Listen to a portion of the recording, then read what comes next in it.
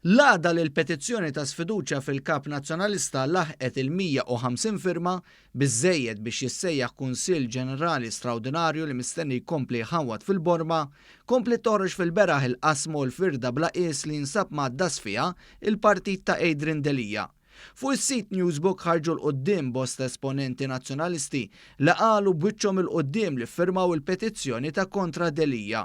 Fuq qoddim kien hemm l-eks President tal-Eżekuttiv Nazzjonalista Mark Antony Sammut li spiċċa bħal kavallo di battalja tal-fazzjoni ta' Simon Busuttil u saħaq li wara n-negozjant u l-eks kandidat nazzjonalista Ivan Bartolo kien hu li firma l-petizzjoni.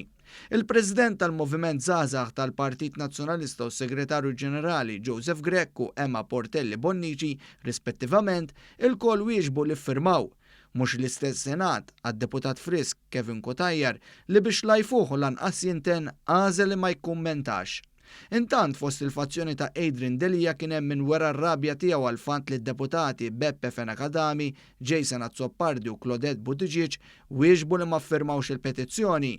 X'ipokresija għandhom dawn in-nies, ma jafux jistħu wara li kienu fost l-ewlenin li xpronaw din il-petizzjoni, għallilna esponent ewlieni fiċ-ċirku ġewwieni ta' Delija li ridna nipproteġu l-identità tiegħu. Intant sorsi qrib Delija qalu mal-Avem Malta li l-Kunsill Ġenerali ma jistax iġiegħel lil Delija biex iwarrab anke jekk jiġi sfiduċjat. Delija li sa issa dejjem ingħata l-istampa li jgawdi l-fiduċja tal-maġġoranza tat-tesserati jista' xorta jaffaċċja reżistenza mill-ogħla organu tal-partit li jmexxi.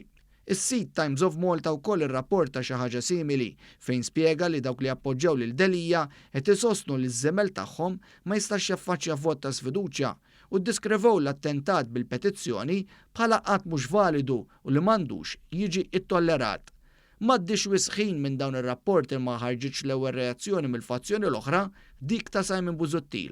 Id-deputat Jason Azzopardi kien pront kiteb fuq il-profil tiegħu ta' Facebook li kull proposta mresqa mill-Kunsill Ġenerali għandha tittieħed deċiżjoni dwarha biex bekk issa Jason Azzopardi fetaħ battalja legali fuq l-interpretazzjoni tal-istatut tal-Partit Nazzjonalista li tiwassal għal iżjed ġlied intern.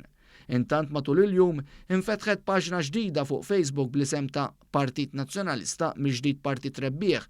Il-paġna mmuntata mill-fazzjoni ta' Busuttil mistennija tkompli tiftaħ in-nar fuq il-pjattaforma tal-midja soċjali kontra l-fazzjoni ta' Delija.